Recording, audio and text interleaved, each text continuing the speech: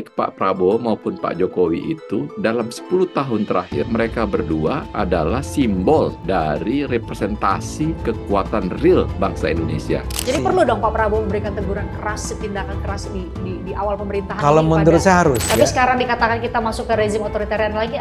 Ade Armando setuju atau tidak? PDIP mungkin akan membentuk shadow cabinet. Menurut Pak Jeffrey itu akan baik untuk demokrasi kita? Kita lihat saja misalnya acara-acara TV-TV berita kita. Itu isinya banyak sekali narasumber, waktunya terbatas, dan kemudian goalnya adalah berantem di antara mereka. Masa sih kita mau Indonesia seperti itu demokrasinya?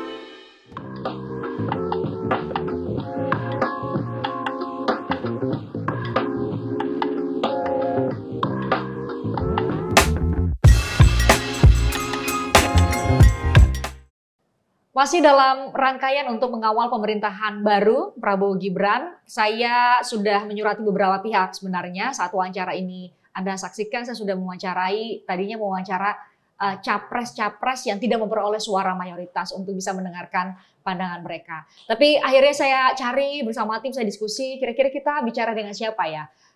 Salah satu partai yang dulu dan hingga kini menjadi pendukung mantan Presiden Joko Widodo, saat ini sudah berakhir masa jabatannya, dan belakangan dulu karena Pak Prabowo dan Pak Jokowi itu rival, dulu sempat berseberangan dengan Pak Prabowo, tapi kemudian belakangan menjadi pendukung Prabowo Subianto pada Pilpres 2024. Saya ingin membahas ini dalam kacamata atau dalam bingkai ketatanegaraan. Saya undang, ada bersama saya hadir secara langsung, ada Ade Armando.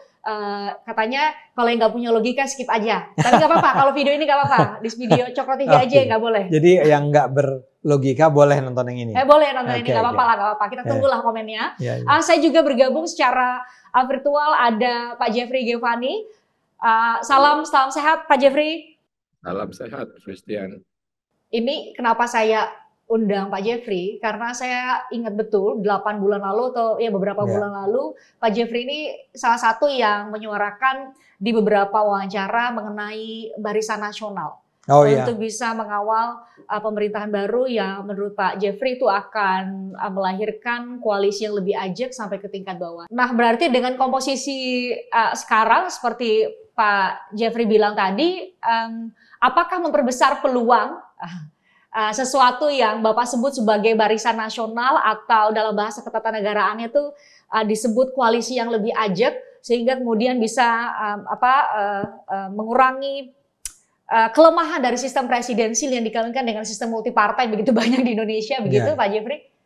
Ya, begini Christian, kita ini sebenarnya salah kaprah saja. Kita menganggap bahwa seolah-olah kita ini adalah negara dengan cara-cara seperti negara menganut parlementer, karena kita membedakan ada oposisi dan ada penguasa begitu ya. Sebenarnya kan seharusnya kalau di konteks negara yang menganut sistem seperti kita, tetap saja diperlukan anggota DPR yang kritis sebagai pengawas, tetapi kekritisan anggota DPR itu harusnya dilaksanakan di gedung DPR, di mana mereka akan bermitra di masing-masing komisi dengan kementeriannya Pak Prabowo. Jadi di situ mereka seharusnya bebas saja untuk kemudian meneliti atau mengawasi atau kemudian mencari tahu atau menggunakan hak-haknya sebagai anggota DPR, hak budgeting, ya, hak pengawasan, hak legislasi untuk undang-undang misalnya. Nah itu sebenarnya harus tetap dikerjakan dengan serius dan sungguh-sungguh, bukan berarti sekarang ini dukungan kepada Pak Prabowo sudah 80%, kemudian mereka tidak kritis, tidak kemudian menjalankan fungsi-fungsinya. Karena sebenarnya justru kekritisan mereka dalam menjalankan fungsi-fungsi itu akan sangat membantu Pak Prabowo. Pak Prabowo kan dibantu oleh menteri-menterinya.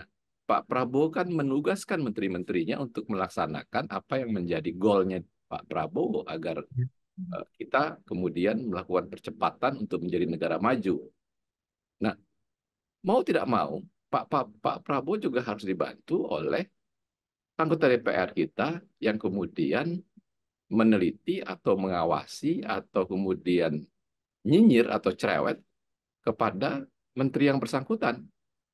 Karena dengan demikian maka itu akan membantu Pak Prabowo agar menteri tersebut bekerja maksimal, tidak bekerja main-main atau tidak bekerja tidak dengan data yang benar.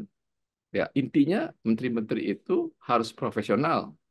Jadi boleh saja mereka ditempatkan atas usulan ketua umumnya atau usulan penguasa partai asal mereka, tetapi ketika mereka sudah menjadi menterinya Pak Prabowo, maka mereka adalah orangnya Pak Prabowo, tak betul-betul bukan lagi kepanjangan tangan partai di tempatnya Pak Prabowo. Nah, agar mereka bisa disiplin menjadi pembantunya Pak Prabowo, maka anggota DPR tugasnya menjalankan fungsinya, Christian, begitu. Ya. Jadi inilah yang kemudian nanti akan mendorong cita-cita kita mencapai negara maju itu bisa terlaksana. Jadi bukan berarti apa ya gagasan yang saya sampaikan 8 bulan yang lalu tentang barisan nasional, tentang pentingnya kebersamaan ya, tentang pentingnya sebuah kekuatan yang solid di parlemen dan kemudian kekuatan yang solid oleh presiden yang berkuasa dengan dukungan parlemen yang kuat. Bukan berarti pengertiannya mereka akan menjadi pihak yang pasif. Mereka tetap harus menjalankan tugas dan fungsinya sebagai anggota DPR. Tetapi mereka tidak nyinyir kepada presiden. Mereka harus nyinyir kepada menteri yang menjadi mitra mereka di setiap komisi. Kira-kira begitu, Christian, cara ya. Bang Ade, kalau tadi kan Pak Jeffrey menekankan untuk diharapkan anggota legislatif kita, karena kita bukan sistem parlementer, tapi biasa kita menyebutnya parlemen. Yang di sana itu tetap kritis terhadap pemerintahan Prabowo Gibran untuk bisa mewujudkan check and balances. Tapi Bang Ade, saya suka mengikuti kontennya Bang Ade di Cokro TV.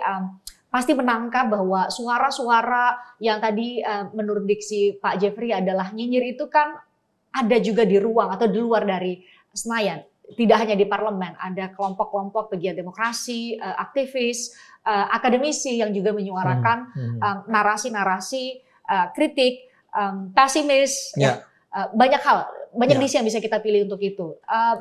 Menurut Bang Ade ini normal memang terjadi berulang setiap kali ada pergantian pemerintahan atau ada fenomena lain yang setengah terjadi? Sebelum Bang Ade saya potong ya. Ya, Pak Jeffrey. Ya, mengapa pihak-pihak luar sekarang menjadi nyinyir dan menjadi berlebihan? Karena fungsi anggota DPR itu tidak jalan. Mereka lupa bahwa walaupun mereka bagian dari kekuasaan, mereka adalah pendukung pemerintah. Mereka lupa mereka juga harus menjalankan fungsi dan tugasnya. Bukan mengawasi Pak Prabowo dan Mas Gibran-nya, tapi mereka harus mengawasi menteri-menterinya Pak Prabowo dan Mas Gibran itu agar bekerja profesional. Itu fungsinya mereka sebenarnya. Gitu. Nah, justru mereka tidak menjalankan fungsinya, mereka tidak nyinyir, akibatnya kenyinyiran ini diambil oleh civil society. Kalau nyinyir dan menjalankan tugas dan fungsinya, mengawasi menteri-menterinya Pak Prabowo dan Mas Gibran ini, saya rasa civil society nggak akan perlu lagi ikut nyinyir. Kira-kira gitu, Christian. Oke, sederhananya mungkin karena nggak merasa ada wakil di parlemen ya yang bisa menyuarakan itu, Pak Jeffrey, jadi kemudian mengambil jalan atau mencari caranya sendiri juga untuk menyampaikan tadi kritik, kenyinyiran, kemarahan, protes dan lain-lain. Kalau menurut Bang Ade? Ya gini, menurut saya memang sejak lama saya sudah menganggap bahwa gagasan tentang barisan nasional tersebut adalah sebuah gagasan yang sangat penting untuk dijalankan di Indonesia. Dalam artian begini, Riz, kita sadar lah, di Amerika cuma ada 2 partai. Kita paling tidak sekarang punya berapa? 8 nih kalau nggak salah ya. Partai. Yang di parlemen ya? Yang di parlemen ya. itu kan sebetulnya punya persoalan tersendiri. Karena begitu banyaknya partai, ada begitu banyaknya jalan yang ditempuh oleh masing-masing partai, jadi potensi-potensi terhadap terjadinya kekacauan, konflik di sana sini ya, perbedaan kepentingan di sana sini lebih besar terjadi dibandingkan kayak di Amerika kan, ya. Karena itu gagasan Barisan Nasional saya dukung waktu itu karena bukan karena saya lebih suka terjadi, saya nggak, orang mengatakan, oh apakah Anda ingin kembali seperti Orde Baru, di mana dari banyak partai kemudian disederhanakan menjadi cuma 3 partai. Bukan itu yang kita sedang perjuangkan. Bukan itu poinnya. Bukan itu poinnya. Poinnya adalah? Poinnya adalah tadi ya, memang terlalu ramai itu punya harga yang harus kita bayar. Ya, jadi kalau bisa lebih kompak, saya tidak mengatakan menjadi lebih sedikit, tidak menjadi terjadi fusi atau bergabung ya, tapi lebih orang saling, walaupun kita sama-sama berada di jalan yang sama.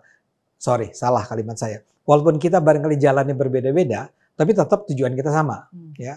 Janganlah kita berantem hanya karena lo dapat kursi berapa, gue dapat kursi berapa. Misalnya begitu kan.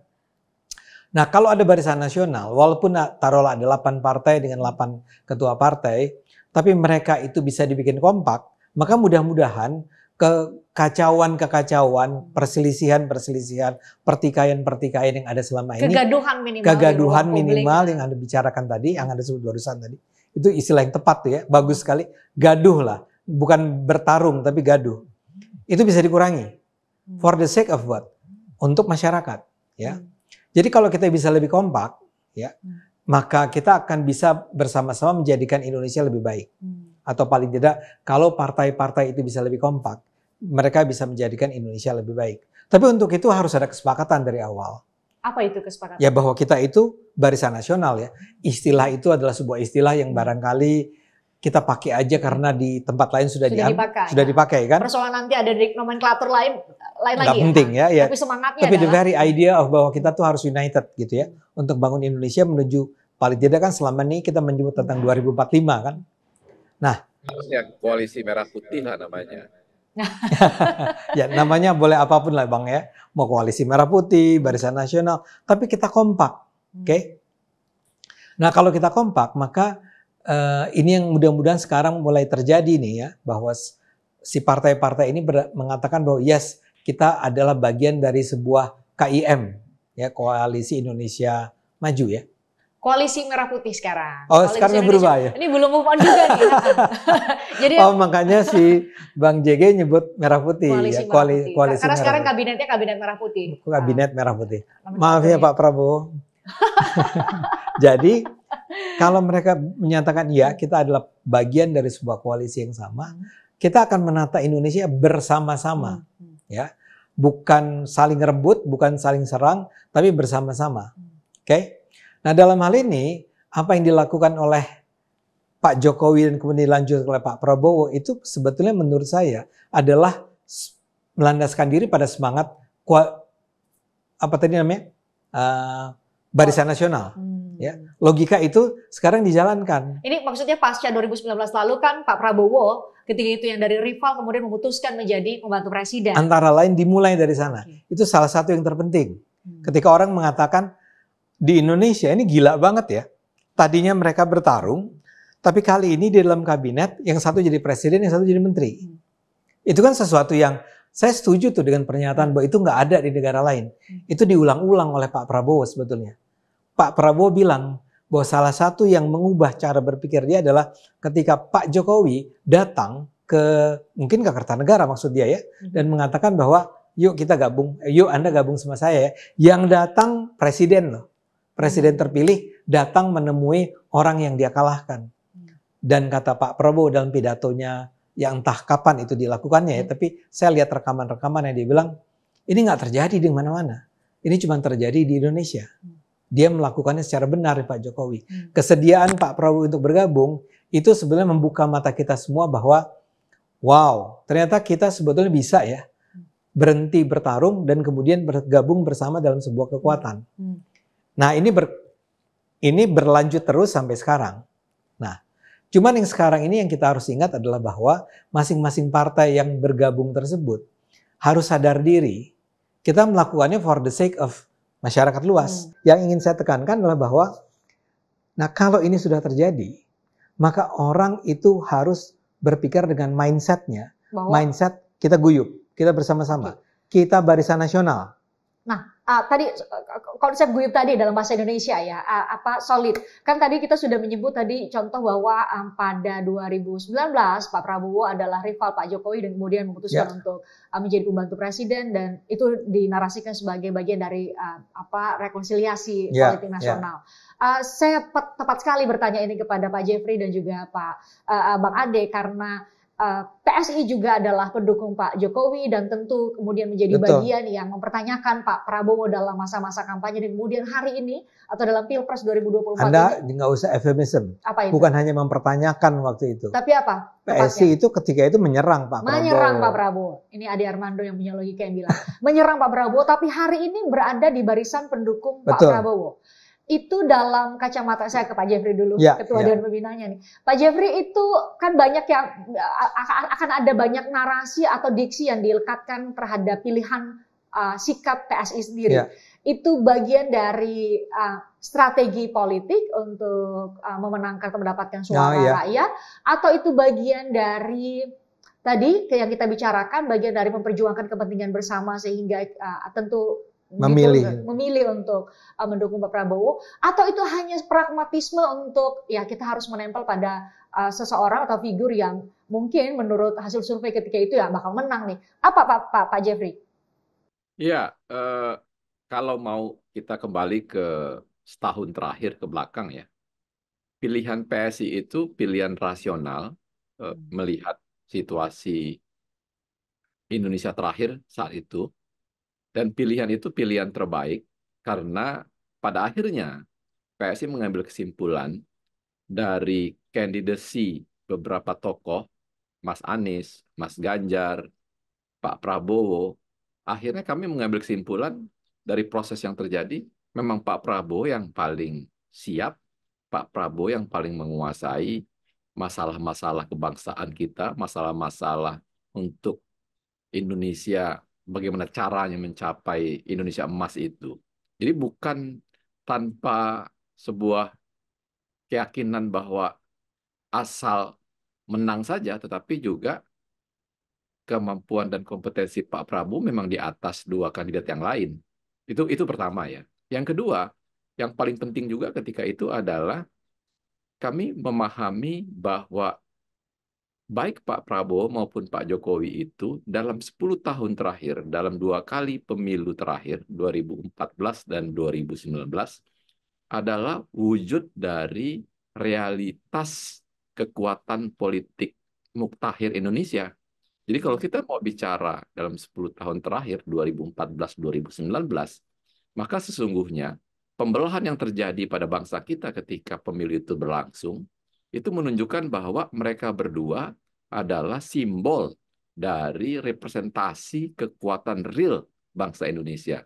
Jadi, ketika menuju 2024, Pak Jokowi menginginkan adanya penyatuan di antara kekuatan real tadi, kita harus dukung Christian.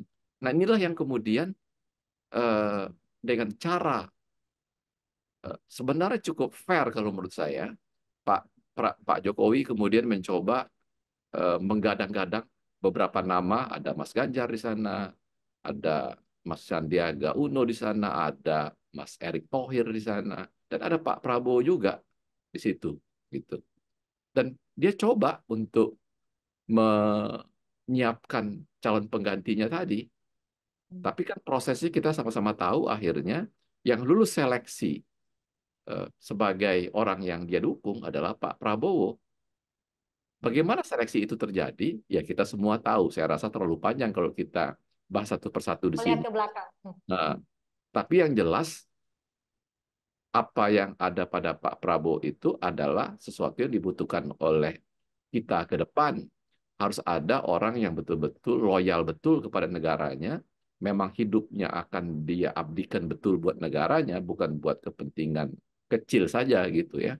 Dan orang yang betul-betul punya pengalaman panjang dan Pak Prabowo punya kompetensi atas itu, dia bertarung 20 tahun terakhir, dia punya kegigihan yang luar biasa dan menurut saya Tidak ada orang yang punya kegigihan yang luar biasa seperti itu dan kemudian tetap bertarung ya kalau dia tidak punya motivasi yang besar. Dan saya percaya motivasi besar Pak Prabowo itu karena memang dia gusar, karena memang dia risau bahwa negaranya ini harusnya akan menjadi negara besar, harusnya bisa menjadi negara maju. Nah, ini yang menjadi katakan motivasi dia yang kuat untuk kemudian tetap bertarung setiap pemilu gitu.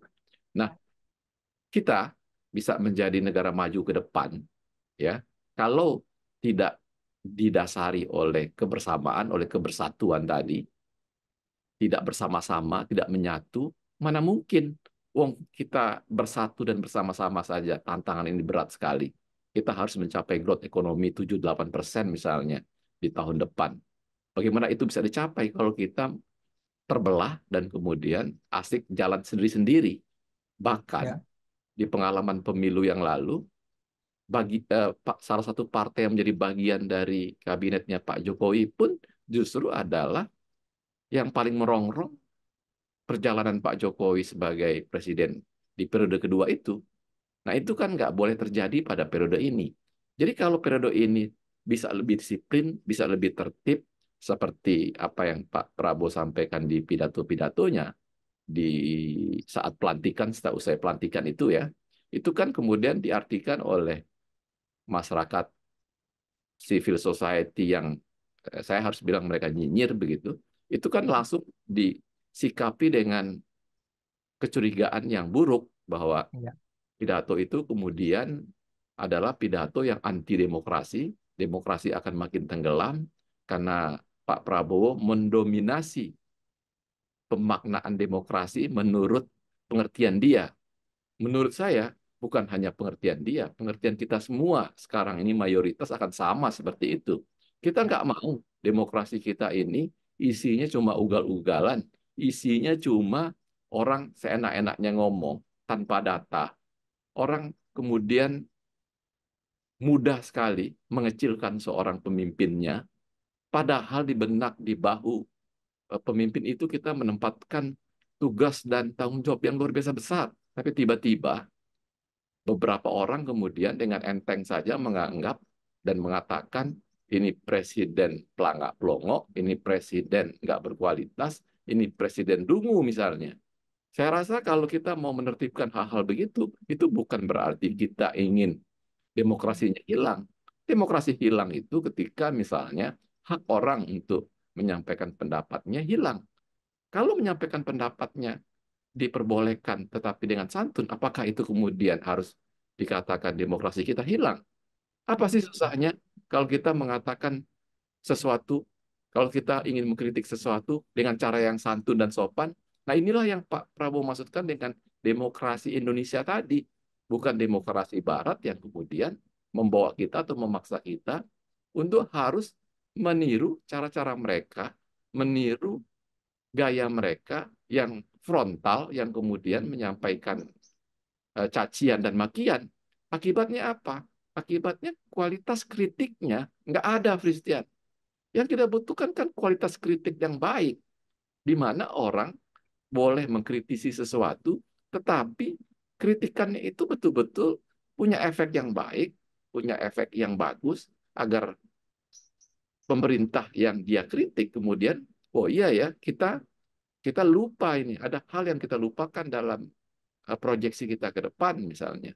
Tapi kalau oposisinya atau pengkritiknya kemudian tidak berkualitas, ya buat apa?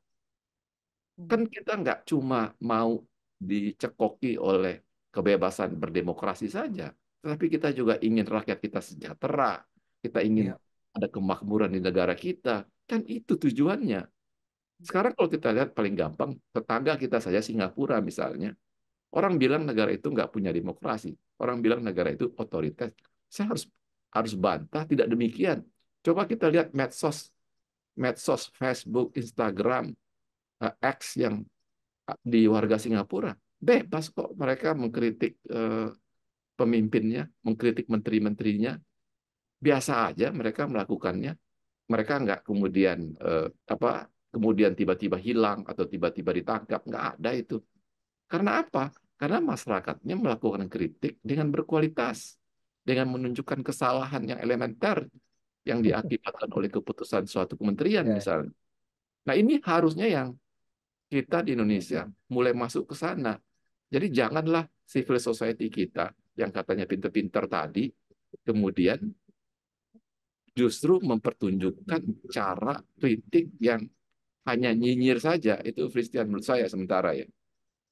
Saya pas banget nanya ini ke Bang Ade karena kalau Anda nonton acaranya Bang Ade mengkritik salah satu akademisi, pemikir sebenarnya mengkritik caranya atau mengkritik substansinya Bang Ade. Bang Ade kan terakhir bikin Sukidi.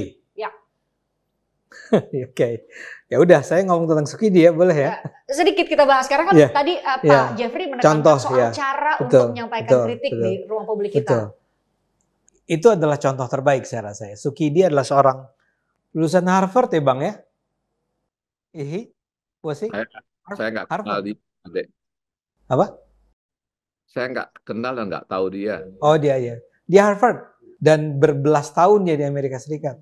Pulang ke Indonesia dan sebetulnya pemikiran-pemikiran dia sebelum ini oke lah, keren lah. Sebelum ini itu sebelum apa? Sebelum yang terakhir. Yang terakhir ini dia menulis di majalah Tempo ya tentang Jokowi sebagai Hitler Jawa. Apa yang salah dari tulisan itu? Karena kacau. Maksud saya begini, kalau Anda memang bisa menunjukkan bahwa ini ancaman yang luar biasa dari Jokowi yang sebetulnya sekarang juga sudah meninggalkan gelanggang kepemimpinannya ya, dengan cara yang kritis seperti yang tadi dikatakan oleh Bang JG kan. Jadi kalau Anda bisa mengkritik seseorang dengan sangat tajam dan Anda tunjukkan di mana letak persoalan orang itu, saya adalah pendukung Jokowi, tapi kalau orang bisa menunjukkan Jokowi ini bahaya buat demokrasi karena A, B, C, ada bukti. Saya menggunakan. Itu nggak apa-apa buat Ade Armando? Oh sangat biasa, sangat boleh. Dan barangkali saya akan berterima kasih. Saya akan bilang bahwa saya nggak pernah melihat Jokowi dengan cara seperti itu. Anda membuka mata saya. Tapi tulisan Sukidi terakhir di majalah Tempo, dia bilang bahwa Jokowi itu semacam kelanjutan dari Hitler di Jerman yang sebetulnya terjadi 100 tahun yang lalu. Ya. Dan kemudian saya tunggu dong, walaupun dengan agak tegang ya.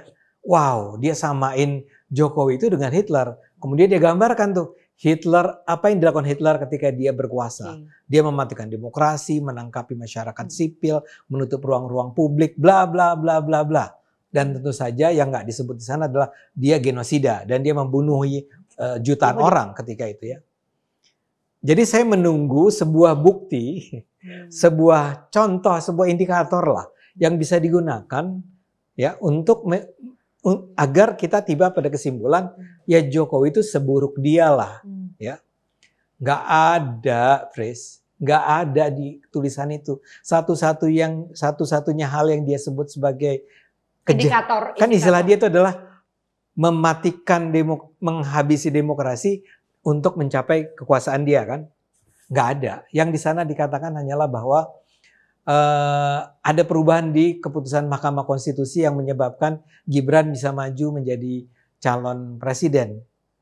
Kita semua tahu di Indonesia bahwa itu semua, betapapun Anda tidak setuju dengan keputusan Mahkamah Konstitusi tersebut, itu sudah dilalui dengan jalur konstitusional. Nggak ada yang bisa membantah itu. Dan kemenangan itu 5 lawan 4. Dari 9 hakim, 5 yang setuju pada perubahan, 4 yang tidak setuju pada perubahan. Poin saya begini, supaya jangan kelihatan bodoh nih. Itu adalah hal yang biasa aja. Bukan membunuh demokrasi.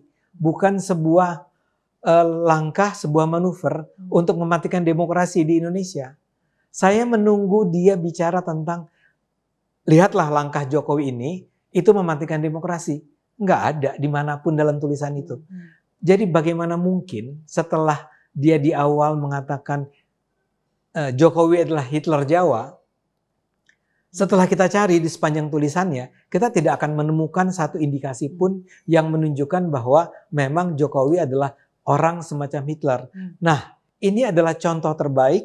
Kenapa? Karena Sukidi itu adalah seorang PhD dari Harvard. Pinter. Oke. Anda mau mengatakan bahwa itu adalah kelompok, adalah figur yang punya latar belakang akademik yang baik. Bagaimana dengan siapapun masyarakat di luar sana yang menyampaikan kritikan sangat tajam, menyampaikan mungkin kenyinyiran dalam bahasa tadi diksi yang juga kerap kali digunakan. Bagaimana saat ini mengisi ruang demokrasi kita? Betul ada pembatasan terhadap itu menurut Bang Ade? Ya, Sukidi menulis itu di majalah Tempo dan kalau menurut Ade Armando? Enggak, saya mau bilang Sukidi melakukan itu, menyamakan Jokowi dengan Hitler itu di majalah Tempo. Sebelum ini orang seperti Rocky Gerung sudah mengatakan bahwa Jokowi adalah bajingan tolol. Bajingan tolol atau bajingan dungu or whatever. Di media, secara terbuka. Ada nggak sesuatu yang terjadi sama mereka? Ada nggak yang terjadi sama teman-teman yang melakukan mahkamah rakyat untuk mengadili Jokowi? Baru-baru ini kita mendengar dari silaturahmi nasional yang di dalamnya ada sebuah pernyataan Jokowi harus dimakzulkan. Padahal orang ini udah mau turun ya. Dan ada yang sampai bilang tangkap Jokowi, adili Jokowi, gantung Jokowi. Itu mereka katakan dan itu scholars yang ngomong. Ada nggak sesuatu yang terjadi dengan orang-orang itu? Tidak ada sama sekali. Tentu aja ada orang-orang yang bilang, wah ini namanya penghinaan harus dibawa ke pengadilan, ya dilaporkan ke polisi, laporkan saja. Terjadi tidak. Tapi kalau ada yang melaporkan itu adalah hak orang itu juga. Sebagai masyarakat demokratis kita harus menghormati dong. Kalau ada orang yang merasa bahwa ini terancam nih negara ini, saya lapor ke polisi, dia nggak salah dong. Tapi Jokowinya tidak, Prabowo-nya tidak siap. Mereka tidak semua. Jadi di mana adanya pembungkaman hak-hak berbicara seperti yang mereka katakan itu. Di mana yang namanya darurat. Sorry ya, kalau ini barangkali Anda adalah teman dari orang-orang tersebut. Saya harus katakan. Bang Ade juga temenan sama aktivis-aktivis itu. Tapi kan saya harus minta maaf sama Anda dulu. Saya juga teman, walaupun mereka membenci saya sekarang. Oh gitu ya? Ya karena saya bilang, itu yang namanya, saya kasih contoh nih yang soal Garuda darurat demokrasi ya, background biru gitu yang itu ya. Mereka bilang bahwa ketika itu kita berada di bawah ancaman Mahkamah Konstitusi kan, ancaman DPR. Ketika itu kan kasusnya DPR berusaha mengeluarkan undang-undang yang bertentangan isinya dengan keputusan Mahkamah Konstitusi, yang juga tidak terjadi ya. Tapi kemudian namanya darurat demokrasi. Tapi kemudian tidak lama kemudian terjadi sebuah peristiwa yang menurut saya juga mencerminkan adanya pengkhianatan terhadap demokrasi dan real. Yaitu ketika Romy Soekarno maju diangkat menjadi anggota DPR dengan cara menyingkirkan 2 orang di atasnya dalam pemilihan legislatif yang sebetulnya suaranya jauh lebih besar dari dirinya. Maksud Bang Ade harusnya mereka secara fair juga ikut bersuara. Persis. Gitu. Kalau Anda memang sedemikian percaya pada demokrasi dan berusaha untuk memperjuangkan demokrasi, hal-hal semacam ini layak untuk juga diperjuangkan.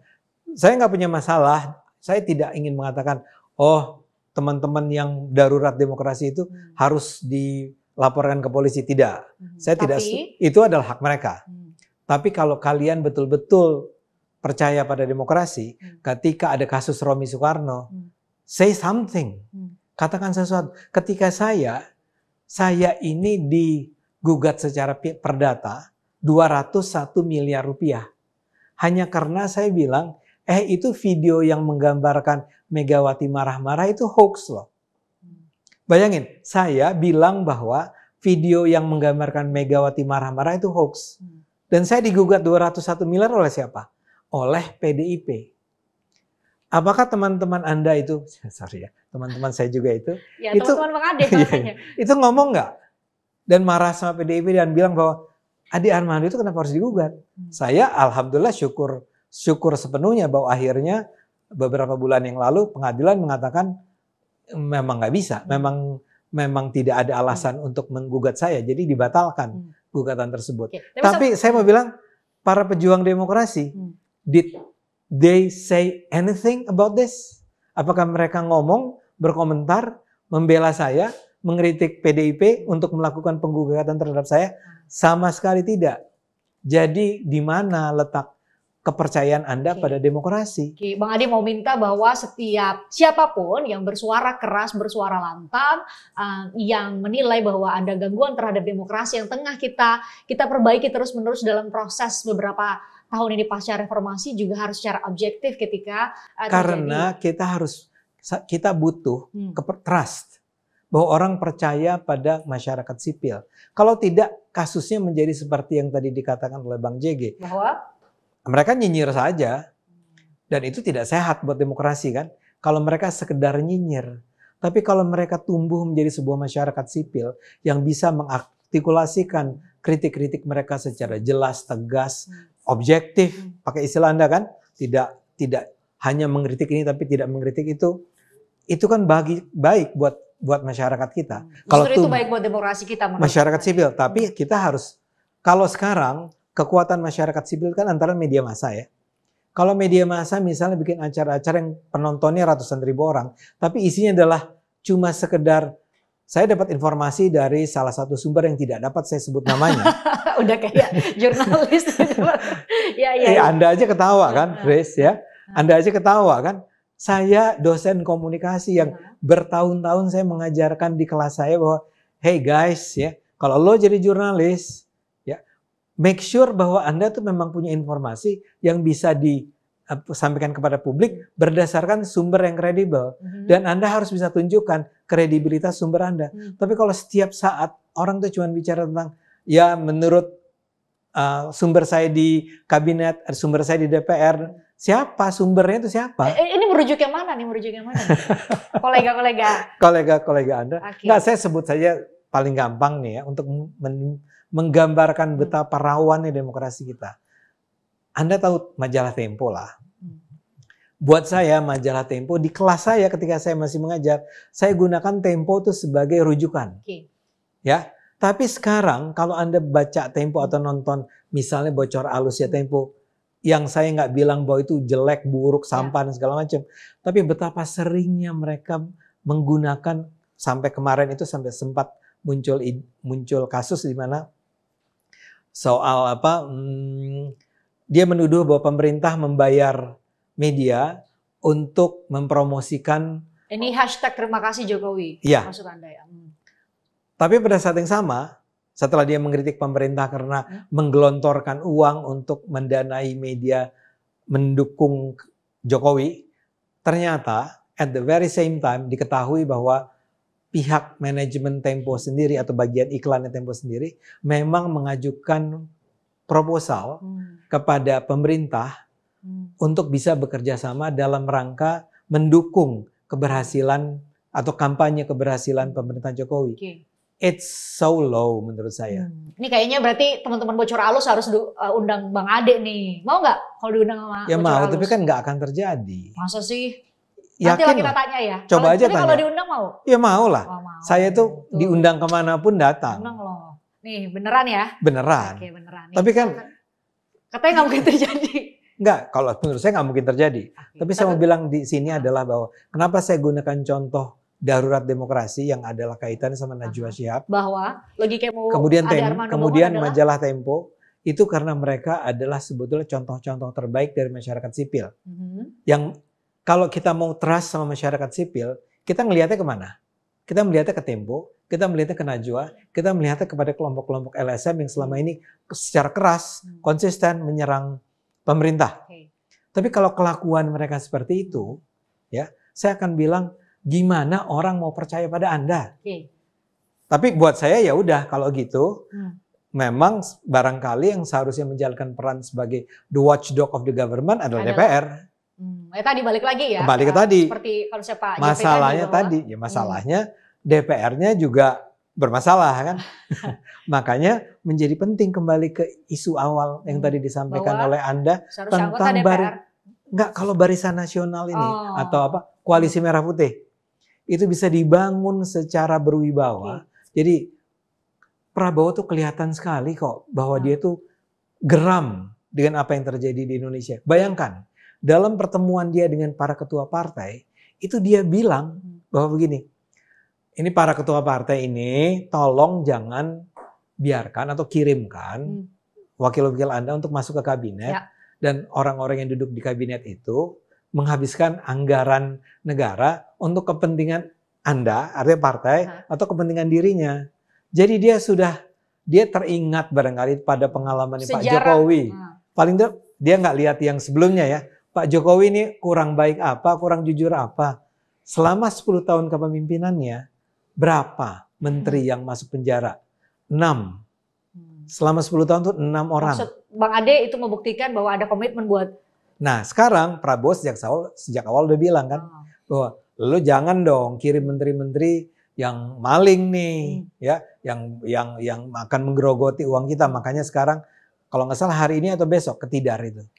Hari ini kita melakukan ya. wawancara. Nah mudah-mudahan tuh di Tidar itu kalian nih, kalau kalian sampai maling ya, kalian tuh keluar dari pemerintahan saya. Ini contoh walaupun barangkali tidak sepenuhnya sejalan ya. Menteri apa? Yandri Susanto ya, Menteri Desa. Daerah tertinggal. Itu kan baru 1 hari. Ini soal kop surat ya. Iya, baru 1 hari dia jadi menteri. Dan ini bukan orang baru ya, dia karena sebelumnya sudah menjadi DPR kan? Bahkan wakil ketua MPR. Wakil ketua MPR ya. Jadi bukan orang yang baru dengan urusan formalitas persuratan segala macam. Ya. Jadi nggak boleh, kan kasusnya adalah dia ngundang orang-orang untuk acara pribadi, meninggalnya ibu dia 2 tahun, syukuran, tapi pakai kop surat kementerian. Kan nggak boleh dong dia sampai bilang, oh saya nggak tahu, emang nggak boleh ya? Mungkin kalau kamu gitu ya, I don't know ya siapalah, saya atau siapa, yang orang-orang baru sama sekali masuk, baru tahu, oh surat berkop itu baru boleh dipakai kalau itu ada keperluannya dengan kementerian ya. Ini enggak. Nah orang-orang semacam ini menurut saya memang layak dapat tindakan keras dari Pak Prabowo. Ya. Atau Pak Prabowo ngomong lah sama dia dari PAN kan. Ini kiriman partai lagi nih. Ya. Dibilang bahwa itu gimana urus dong itu. Jadi perlu dong Pak Prabowo memberikan teguran keras, tindakan keras di awal pemerintahan. Kalau menurut saya harus. Kesalahan seperti itu. Kesalahan itu bukan, ya memang orang bisa bilang ya kesalahan kecil lah ya. Enggak, tapi harus ada respons terhadap tanda petik langkah sebermasalah itu. Menurut saya bermasalah. Anda nggak bisa membedakan mana pribadi Anda, mana urusan kantor. Kan dia sampai bilang tidak sesen pun uang keluar untuk acara itu. Nah itu surat bagaimana? Itu pasti lebih dari 1 sen dong ya. Kan ada banyak juga surat yang disebarkan. Sudah minta maaf yang bersangkutan, tapi kan konteksnya Bang Ade adalah harus ada tindakan atau sikap keras dari Presiden. Kita bicara komunikasi, Chris. Kita bicara Prabowo harus menunjukkan kepada publik atau Pak Zulkifli harus menunjukkan kepada publik ya. Hal-hal semacam ini kita nggak toleransi lagi lah. Nggak boleh lagi terjadi. Kalau nggak tadi yang saya bilang baru 1 tahun waktu itu Presiden Jokowi berkuasa, udah ada kasus menteri korupsi. Pertama, waktu itu kasus bansos ya kalau nggak salah. Ya, itu kan karena bayangin orang merasa bahwa baru jadi menteri, dia ngelihat duit dan langsung wow gitu kan. Dan menjelang akhir masih ada 2 lagi kan. Ada siapa? Joni Plate satu lagi si yang Nasdem satu lagi itu. Sulawesi. Mantan Menteri Pertanian, Syahrul Yassin Limpo ya. Syahrul Yassin Limpo dan semua bentuk-bentuk korupsinya itu it doesn't make sense. BTS itu harusnya dibangun BTS-nya, duitnya keluar, nggak ada BTS-nya. Sudah divonis keduanya. Saya mau balik lagi kita ke tadi ide atau gagasan yang disampaikan oleh Pak Jeffrey, meskipun Pak Jeffrey bilang mengklaim juga ketika itu beberapa bulan lalu. Ini juga hasil komunikasi atau diskusi dengan beberapa teman. Pak Jeffrey, saya mau bawa itu ke konteks checks and balances di pemerintahan kita.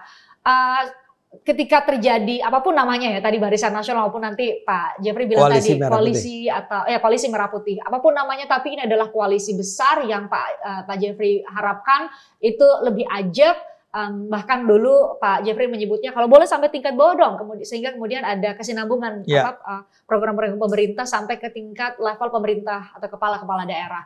Bagaimana menjamin ketika komposisi koalisi besar demikian terwujud, parlemen kita atau anggota legislatif kita itu tidak hanya sekadar menjadi stempel. Oke, pemerintah punya program ini, tapi kemudian serta-merta kalau 80% menguasai suara mayoritas di parlemen, maka ya pasti setuju. Nggak mungkin nggak setuju di parlemen. Bagaimana memastikan itu, Pak Jeffrey? Ya, sebelum saya ke sana, saya jelaskan tadi soal Sukidi ya.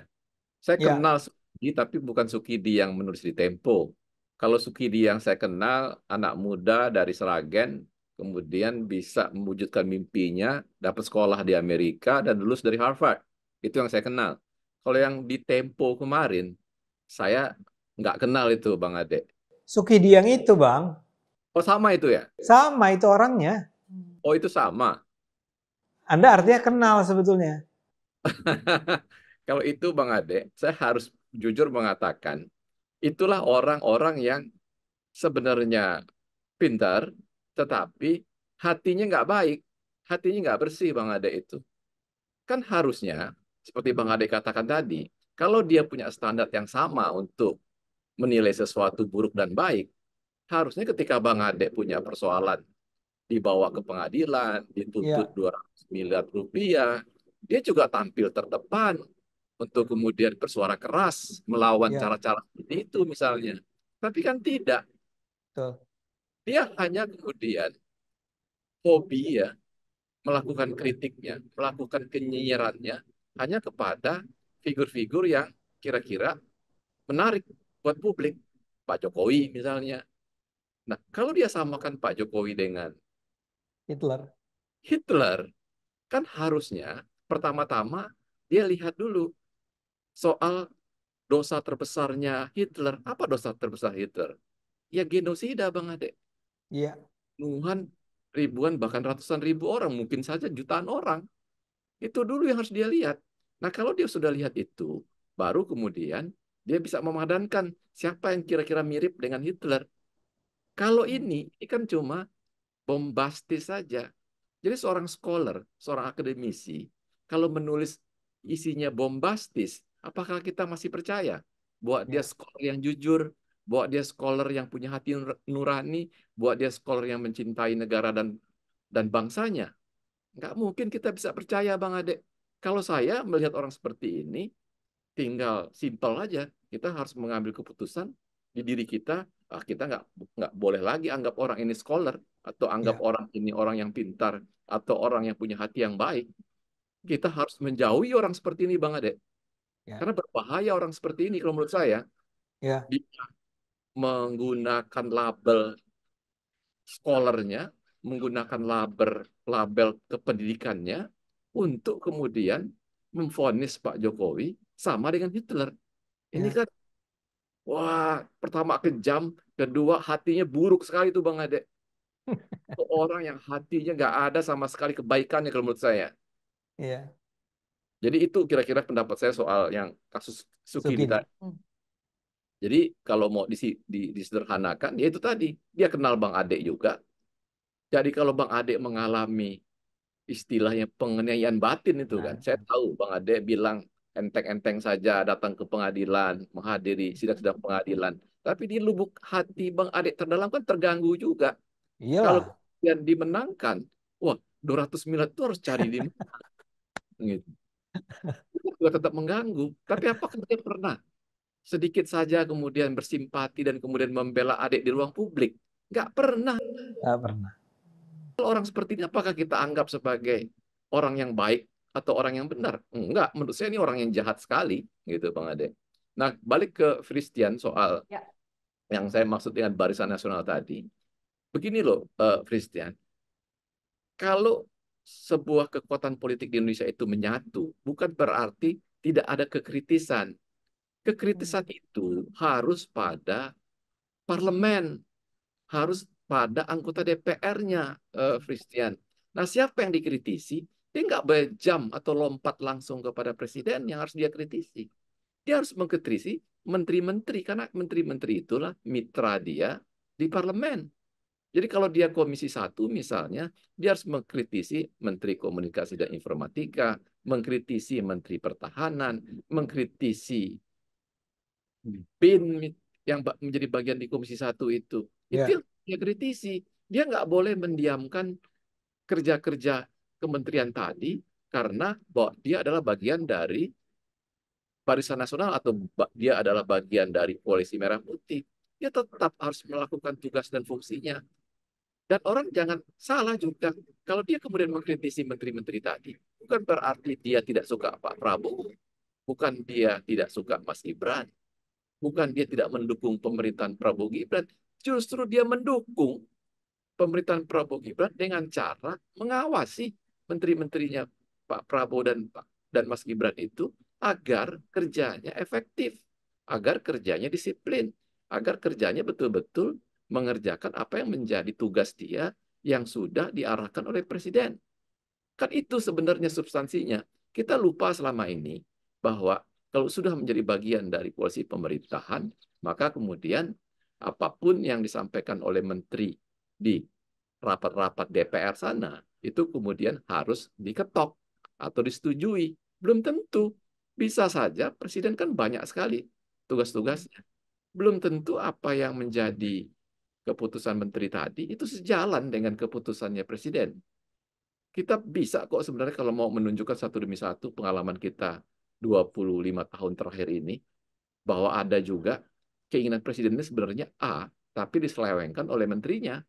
Dan kemudian karena ada kesalahpahaman bahwa ini adalah dianggap keputusan Presiden, di DPR sana kemudian bisa saja ketok palu karena berasumsi bahwa sebenarnya itu adalah keinginan Presiden. Belum tentu, Christian. Karena tugasnya Presiden itu kan banyak sekali. Semua bidang ada pada dia. Nah, justru anggota DPR itu harus tahu goalnya seorang presiden itu di bidang komisi dia itu apa sebenarnya. Dan dia mengawasi bahwa menteri itu betul-betul menjalankan keinginan presiden. Bukan menjalankan kepentingan partai si menteri itu atau menjalankan kepentingan pribadi si menteri itu. Kira-kira itu harusnya yang kita sebenarnya luput selama ini melihat Ya. hubungan parlemen dengan pemerintah, Christian. Bagaimana Pak Jeffrey kalau itu di counter lagi dengan asumsi karena kita membutuhkan beberapa indikator untuk bisa membuktikan itu bahwa misalnya kalau memang terjadi check and balances yang seperti secara ideal seperti digambarkan oleh Pak Jeffrey bahwa ya kamu mau partai pendukung pemerintah tapi kalau memang tidak ada yang salah dengan kerja dari pembantu-pembantu presiden kamu harus kritis. Tetapi bagaimana ketika ada dugaan kalau kamu kritis maka bisa jadi misalnya ada perubahan komposisi kabinet, ada reshuffle dan lain-lain. Bagaimana memisahkan dua hal itu atau bagaimana memastikan kedua hal itu tidak terjadi atau tidak saling terjadi transaksi politik di situ. Kalau kritis di parlemen, saya copot kamu, saya tidak berikan jatah menteri lagi. Bagaimana menjamin itu, Pak Jeffrey, tidak terjadi?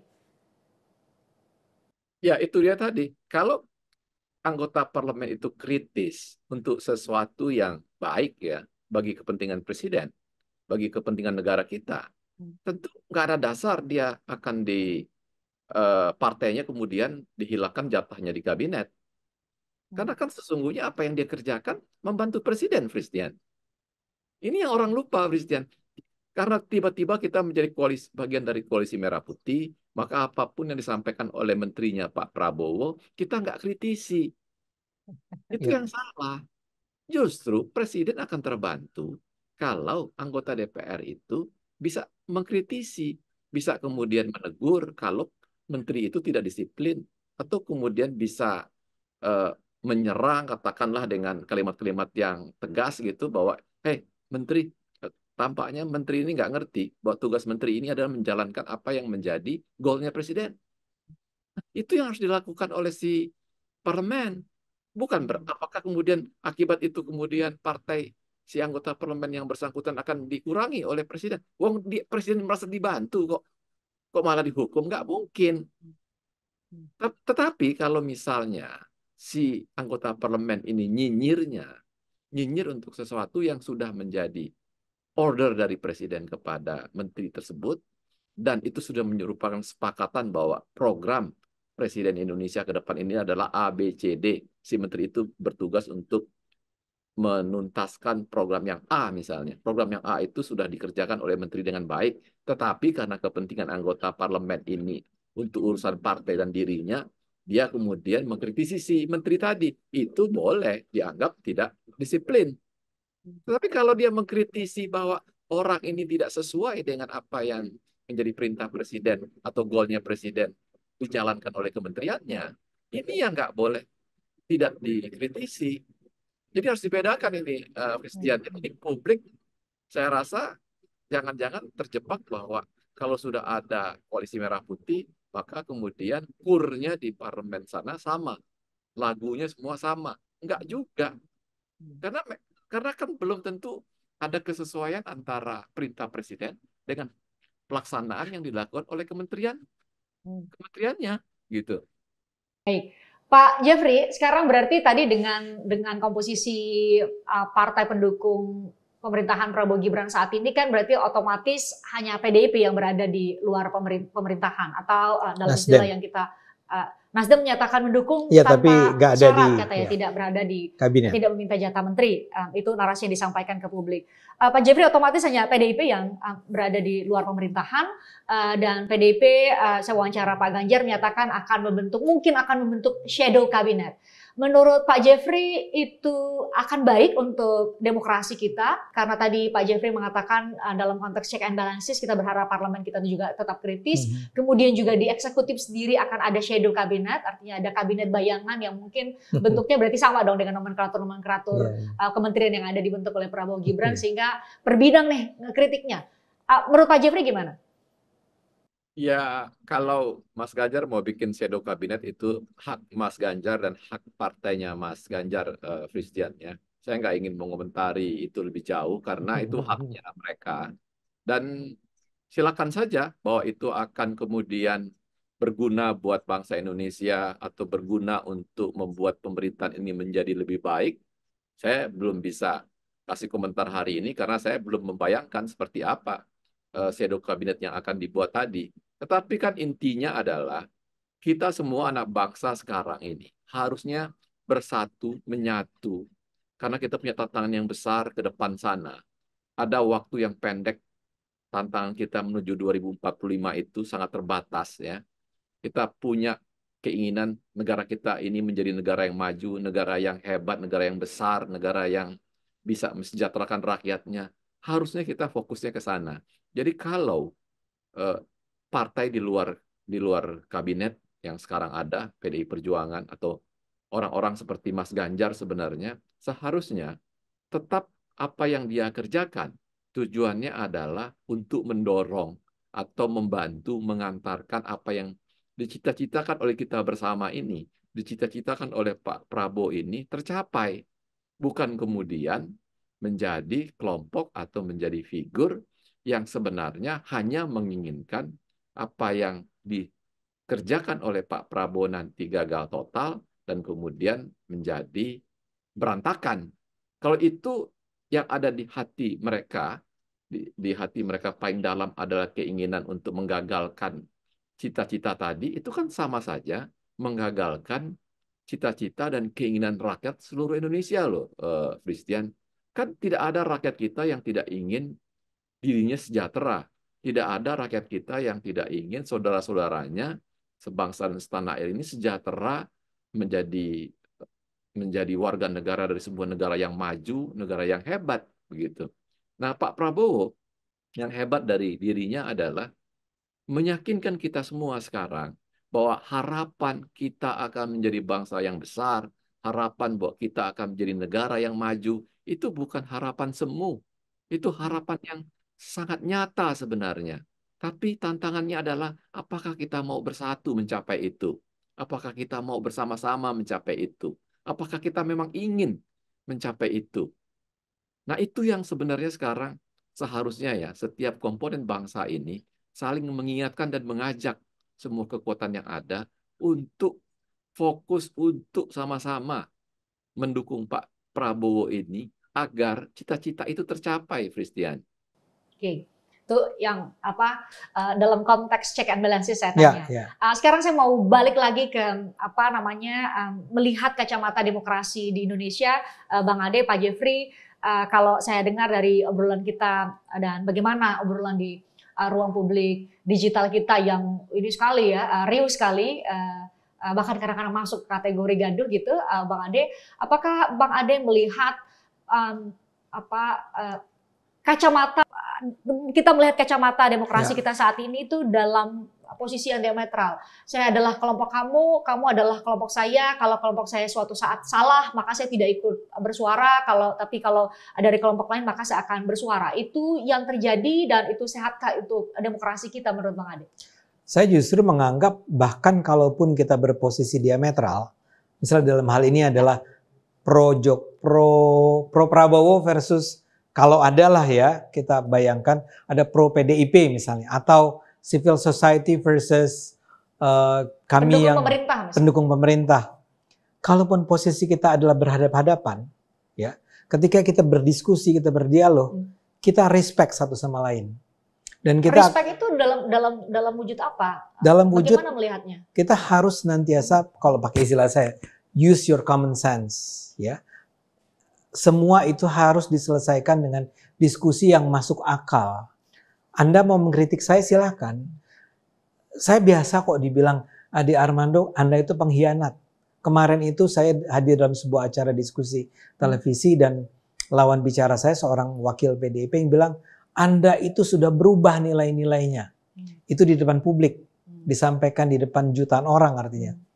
Dan buat saya nggak apa-apa. Nggak baper? Nggak baper. Yakin? Yakin lah. Bertahun-tahun saya dibilang kafir, dibilang murtad, dibilang pengkhianat dan segala macam. Nah, menurut saya itu yang harus kita ubah. Karena itu buat saya merasa beruntung bahwa saya berada di dekat orang-orang seperti Muhammad Qodari misalnya. Orang seperti siapa? Kepala kantor komunikasinya Presiden Hasan Nasbi. Di dekat orang kayak Ahmad Sahal. Di dekat orang kayak Jeffrey Giovanni. Ya, di dekat orang-orang yang kita bisa beda pendapat dan kita bisa saling kritik. Dan at the very same time kita semua menggunakan logika yang kurang lebih sama. Yang sama-sama bertanggung jawab. Sehingga at the end, ketika ternyata kita berbeda pendapat, kita akan mengatakan, well be it. Ya, saya menghormati pendapat Anda dan Anda menghormati pendapat saya. Dan kita nggak berantem sesudah itu. Dan ketika kita masih diskusi lagi, kita tetap berbeda pendapat lagi. Dan kita tetap saling menghormati lagi. Jadi dalam pandangan saya, itu yang harus dikembangkan sekarang. Nah, kita semua perlu belajar buat gitu. Betul, dan termasuk ya saya suka dengan acara Anda, podcast Anda ya. Tapi kan ada juga memang acara-acara televisi bahkan yang dengan sengaja berusaha memprovoke. Ya, beberapa hari yang lalu saya nggak perlu sebut nama stasiun televisinya. Saya hadir dalam sebuah diskusi di sebuah stasiun televisi yang saya merasa bahwa orang-orang ini betul-betul harus belajar tentang peradaban. Jadi kayak gini, saya baru ngomong 2 kalimat misalnya, and then all of a sudden lawan Anda itu memotong Anda, dan yang menarik hostnya nggak mampu untuk menghentikan serangan-serangan tersebut, sehingga akhirnya yang saya pilih adalah saya tolol sih. Dia ngomong, saya ngomong, dan kita saling keras-kerasan suara. Dan setelah selesai, saya pulang, saya merasa bahwa saya memberi pelajaran yang buruk terhadap mahasiswa-mahasiswa saya. Karena? Ya harusnya saya tidak melakukan itu. Mungkin seharusnya saya ketika orang itu marah-marah ke saya diam aja, udah selesai kan. Nggak ada yang, saya tanya sama penonton yang nonton di rumah ya. Anda tahu nggak apa yang tadi saya katakan? Nggak kedengeran bang. Nggak tahu dia ngomong apa, abang ngomong apa kata mereka. Ya. Nah ini adalah bagian dari upaya kita menumbuhkan tadi kan semangat sebuah demokrasi, tapi yang percaya pada sebuah keguyuban gitu, kebersamaan. Itu yang saya harapkan bisa dilahirkan ketika sekarang misalnya kita melihat bahwa orang-orang memutuskan untuk yuk kita di bawah satu bendera namanya merah putih, koalisi merah putih misalnya, ya. Dan tapi ini semua memang harus di bawah kontrol. Saya terpaksa harus mengatakan bahwa kalau perlu memang Pak Prabowo ini bersikap tegas dan keras, ya. Dan kemudian orang-orang di sekitarnya, saya menduga bahwa dia menciptakan sekarang ada 7 kalau nggak salah menteri koordinator kan. Maksud saya mungkin saya duga adalah dia harapkan si menteri koordinator ini kemudian mengendalikan dalam fungsi koordinasi tentunya. Koordinasi ya. Tapi Pak Prabowo harus secara tegas memang menunjukkan bahwa mana yang bisa diterima, mana yang tidak bisa diterima. Apa yang dilakukan oleh Menteri Koperasi itu tidak bisa diterima. harus ada jawaban terhadap Natalius Pigai yang tiba-tiba bilang dia Minta butuh 20 20 triliun. Itu harus dijawab dan dibilang bahwa buat apa kamu minta 20 triliun? Jelaskan kepada publik kenapa harus ada 20 triliun. Mungkin make sense, mungkin tidak. Dan saya senang dengan Pak Prabowo yang bilang bahwa dia tidak akan segan-segan untuk melakukan tindakan terhadap dalam 6 bulan pertama ini terhadap menteri-menteri yang tidak menunjukkan performance yang memuaskan. Bila ada menteri-menteri yang misalnya tidak sejalan dengan apa yang sudah, ini betul-betul harus disiplin. Jadi Silakan keluar dari. Silahkan keluar, ya. Silahkan keluar, atau saya yang berhentiin gitu kan. Nah, menurut saya ketegasan semacam itu penting sekali untuk saat ini. Barangkali dimulai dari Tidar ya. Di Tidar udah mulai sebuah ada semacam peringatan-peringatan tentang kita satu tim ya. Kita satu tim dan kita tidak semestinya saling serang, tapi kita juga saling kontrol. Yang tadi dikatakan oleh Bang Jega menurut saya penting, termasuk di DPR sendiri ya. Sebetulnya fraksi-fraksi yang ada harus melihat apakah fraksi-fraksi yang lain di komisi yang sama itu melakukan tindakan-tindakan yang barangkali melanggar etik, melanggar hukum dan seterusnya. Ini betul-betul harus menjadi sebuah kesatuan. Orang barangkali akan menuduh saya sebagai orang yang berorientasi pada state, jadi negara itu menjadi sangat kuat. Saat ini menurut saya kita perlu negara yang kuat. Untuk konteks Indonesia hari ini. Hari ini kita udah coba kok sejak awal 2000 itu masa reformasi, euforia, kebebasan. Sekarang kebebasan itu harus mulai ditata dengan lebih teratur, dengan terkendali. Saya nggak dukung otoritarianism ya. Ditarik ke titik ekstrim itu bentuk otoritarianisme, Anda juga nggak setuju? Kalau itu saya nggak setuju. Tapi sekarang dikatakan kita masuk ke rezim otoritarian lagi, Ade Armando setuju atau tidak? Jangan otoritarian lah. Ya nggak tahu lah namanya apa. Tapi bahwa perlu ada kendali yang lebih ketat, at least terhadap di dalam pemerintahan itu sendiri lah. Harus ada ketegasan tentang apa yang bisa diterima, apa yang tidak bisa diterima. Pak Jokowi sangat baik orangnya. Sehingga barangkali dia itu adalah orang yang memberi ruang terlalu luas ya terhadap partai-partai yang ada untuk bermanuver. Maka Anda berharap Pak Prabowo lebih tegas di lebih tegas, lebih jelas ya. Tapi Ya. saya tidak ingin mengatakan, saya mengharapkan kemudian ada orang-orang ditangkap enggak ya, atau diculik atau di apapun. Makanya tadi saya tanya mau ditarik ke titik yang paling ekstrim gitu ya. Ya, Jadi ada kebebasan katakanlah di titik tengah ya, di bandulan tengah. Anda berharap jangan sampai juga ke titik yang paling ekstrim ya. Jangan. Bang Ade tadi ngobrol-ngobrol soal tadi yang acara-acara seperti ini ya. Nih sekarang saya aja wawancara Bang Ade dan Pak Jeffrey ini pasti juga ada yang protes dengan saya tidak memotong. Kadang-kadang tuh jadi host itu memang berat tahu Pak Bang Ade. Jadi kalau kadang-kadang kalau kita motong nanti mungkin narasumbernya terganggu, tapi kalau kita nggak motong nanti penontonnya mengira kita setuju dengan pendapat dari narasumber kita. Apalagi kan konteksnya sebagai penanya yang memang salah satu prinsip yang harus dipegang adalah soal keberimbangan sih. Kadang-kadang itu disalahpahami. Tapi itu proses dari bagian kita belajar demokrasi ya, bahwa menerima, mau mendengar gitu ya. Saya senang sebetulnya dengan cara Anda yang memberi ruang, tapi kemudian akan memberi tanda bahwa boleh nggak saya sekarang yang ngomong gitu ya. Iya kan? Ya, jadi maksud saya adalah harusnya begitu. Dan barangkali karena tadi yang saya katakan misalnya di berbagai stasiun televisi. Pertama waktu untuk acaranya kan terbatas, ada durasi, harus commercial break, dan Anda mengundang banyak orang. Ini kan cuma 2 orang, dan 2 orangnya nggak berantem. Tapi kalau Anda undang 3-4 orang dan orang itu berantem, Anda bayangkan betapa kacaunya sebetulnya diskusi yang akan berlangsung. Waktunya cuma setengah jam misalnya, waktunya barangkali 1 jam tapi pesertanya ada 6 orang, sementara si host itu terus-menerus diingatkan oleh siapa yang akan produser show bilang tanya ini itu kejar potong. Kok tahu sih? Iyalah, saya kan dosen komunikasi, saya orang ya itulah itu yang menghancurkan demokrasi kita menurut saya. Tapi kan saya tidak pernah mau menolak untuk datang karena Anda memberi saya kesempatan untuk bicara, ya saya bicara ya. Tapi saya melihat tuh memang ada host-host yang bawaannya dia sendiri harus juga berantem gitu ya.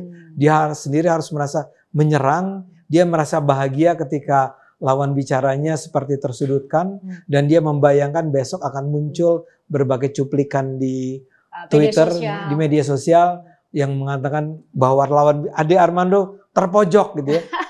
Terpojok di mananya gitu ya. Cuman ya itu yang membuatnya punya hak juga untuk melakukannya. Tapi kita lawan terus, dan saya terima kasih pada gaya Anda. Oke, saya nggak dalam kapasitas untuk menilai apa yang Tentu dinilai saja. oleh Harus saya yang melakukannya. Bang Ade Armando. Kita tunggu logika Ade Armando itu soal apa gitu judulnya, tapi mungkin akan membahas itu karena baik sekali Bang Ade untuk memberikan masukan kepada kami yang diberi kesempatan oleh semesta ini untuk ada media masing-masing untuk tadi ikut ambil bagian dalam konteks isu yang kita bahas hari ini itu soal demokrasi. Saya terakhir ke Pak Jeffrey. Pak Jeffrey tadi pertanyaannya sama soal ke Bang Ade ya tadi, bahwa apakah Pak Jeffrey juga melihat bahwa demokrasi yang kita bangun sama-sama nih beberapa tahun ini tuh kita berada dalam titik yang seolah-olah kita harus diametral. Saya setuju atau saya tidak setuju, ini adalah bagian kelompok saya, maka saya bela mati-matian, buta-buta gitu ya. Dan kemudian tidak hadir dalam ketika kelompok saya atau bagian tim saya yang salah, maka saya ikut diam, tidak ikut bersuara. Itu yang terjadi atau kita mungkin masih punya optimisme bisa jadi kita punya degree of demokrasi yang lebih baik setelah ini? Kalau dipadankan ya, Christian, sederhana sekali. Kita lihat saja misalnya acara-acara talk show, podcast yang dilakukan oleh TV-TV berita kita. Itu isinya banyak sekali narasumber, kemudian waktunya terbatas, dan kemudian goalnya adalah berantem di antara mereka. Itu yang menjadi cita-cita kita. Masa sih kita mau Indonesia seperti itu demokrasinya? Nah, kalau saya mau padankan tuh seperti itu. Demokrasi yang diinginkan oleh banyak civil society ini adalah demokrasi seperti yang terjadi pada podcast dan talk show TV-TV tadi. Narasumbernya bisa 6, bisa 7, bisa 8. Waktunya 1 jam, paling lama 1 jam setengah. Dan kemudian orang diadu satu sama yang lain. Tidak ada lagi argumentasi yang waras, tidak ada lagi logika yang benar di situ. Di situ adalah kepandaian dan keras-kerasan bicara. Terus rakyat yang nonton dapat apa? Rakyat yang nonton itu cuma dapat ya hiburan. Bahwa lucu ya, Ade Armando berantem sama si Anu berantem sama Anu. Masa sih itu yang kita mau suguhkan buat bangsa kita? Masa sih kita mau berdemokrasi dengan cara seperti itu? Masa sih itu cita-cita kita menjadi negara demokrasi? Kan seharusnya demokrasi kita itu seperti acaranya Bang Ade itu. Di Cokro TV, Seruput Kopi itu. Diundang 1 atau 2 narasumber, dan kemudian digali pikiran-pikirannya, dan kemudian penontonnya bisa mendapatkan pemahaman yang jelas mengenai suatu masalah. Ada masukan-masukan di sana, ada pikiran-pikiran jernih di sana. Nggak ada di situ kemarahan misalnya, nggak ada di situ satu dan yang lain saling menjatuhkan. Ujaran kebencian. Energi yang negatif itu, Christian, itu adalah energi yang nggak bagus buat kita semua. Bangsa-bangsa besar, bangsa-bangsa maju itu adalah bangsa-bangsa yang masyarakatnya saling memuji satu sama lain, saling respect satu sama lain, saling menghargai satu sama lain, bukan saling merendahkan. Ini sederhana aja, Christian. Kalau ya kita berteman misalnya 10 orang, si A menjelekkan si B menjelekkan si C menjelekkan si H menjelekkan K menjelekkan L menjelekkan M misalnya. Nah, kemudian di antara mereka saling menjelekkan. Di luar kelompok itu, pasti orang luar yang mendengar itu menganggap itu 10 jelek semua, Christian. Tapi kebayangkan kalau 10 orang itu, yang A memuji B memuji C memuji D, begitupun sebaliknya H, M, L, N, saling memuji, maka kelompok di luar itu, oh itu orang-orang hebat semua. Jadi energi yang positif itu yang kita butuhkan untuk membawa bangsa ini ke depan.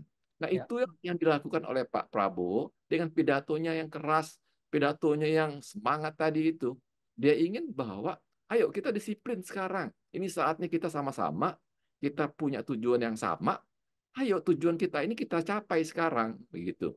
Jadi kalau ada orang hari ini masih ingin melihatnya bagaimana agar Pak Prabowo-nya gagal, bagaimana agar Pak Prabowo-nya nggak berhasil menjalankan pemerintahan, bagaimana agar Pak Prabowo nanti jadi presiden, rupiah lompat, kemudian ada kesulitan ekonomi.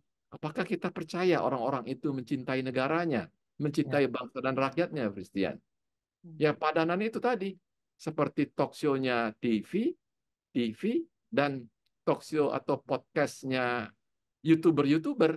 Dan saya sarankan juga nih buat Christian, kebetulan kita bicara hari ini. Kalau saya sih, pengen Christian juga sekali-sekali nggak sebagai pewawancara. Christian sekali-sekali harus datang ke acaranya Ade Armando, harus datang ke acaranya Yes. Gus Ahal, harus datang ke acaranya Bang Julvan Lindan, harus datang ke acara yang lain sebagai orang yang diwawancara, sebagai orang yang harus melontarkan pendapat dan pikiran yang jernih. Jadi nggak selamanya Christian harus hanya menggali pikiran-pikiran orang, tapi sekali-sekali bagus juga datang ke acara-acara itu untuk menyampaikan pikiran-pikiran Christian sendiri. Bayangkan kalau itu terjadi di host-host TV yang cerewet tadi itu ya. Host-host TV yang merasa dirinya adalah puncak kesucian sebuah peradaban, puncak kesucian sebuah kebenaran.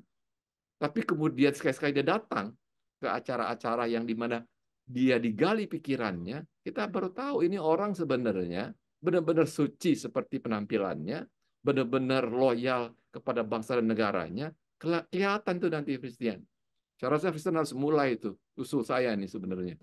Waduh, dapat Setuju. masukan nih. Saya Dapat wawancara masukan nih. Christian.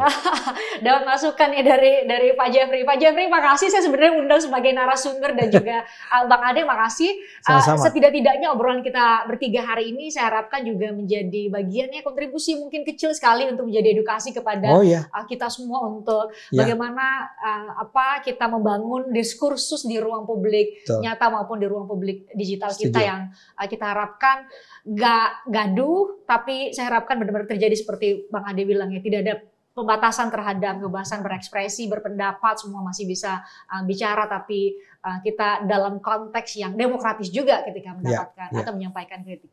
Pak Jeffrey, makasih sudah join jauh-jauh bersama kami secara dan ini udah cerah virtual. dia. Iya, dari gelap tadi sampai sudah terang. Terima kasih Pak Jeffrey sekali lagi. Bang Ade, terima kasih. Makasih ya sudah join di podcast saya kali ini. Ini baru kali ini loh kita bertiga. Ya, abis nanti ini saya ngundang Anda ya. Oke. Wah, siap-siap nih. Wah, siap-siap nih diadu logikanya. Makasih sekali lagi Pak Jeffrey. Bang Ade, makasih. Thank you.